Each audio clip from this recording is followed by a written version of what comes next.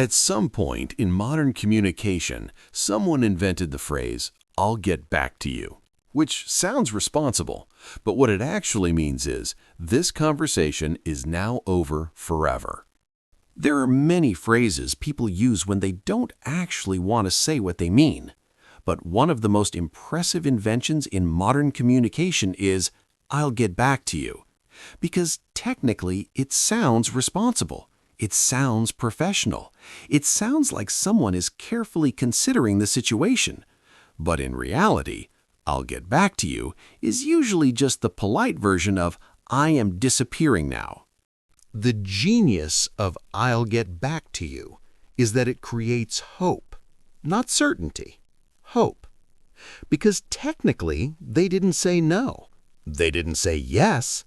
They didn't say anything that could actually be used against them later. They simply placed the conversation into a magical category called future communication, which is a place where many conversations go and very few ever return. You'll see this phrase used in many environments: job interviews, business meetings, friend groups, dating, especially dating. Because "I'll get back to you" is the only phrase in human language that can end a conversation politely while simultaneously guaranteeing that nothing will ever happen again. It's like putting the conversation in a museum. You can visit it later, but nobody actually does. But the most fascinating part is how universal this phrase is. Everyone understands what it means, even though nobody ever says it out loud. If someone says, "I'll get back to you," your brain immediately translates it to, "Ah, so this is how the conversation ends." And suddenly, you're no longer waiting for a reply. You're waiting for closure. Of course, sometimes people actually do get back to you.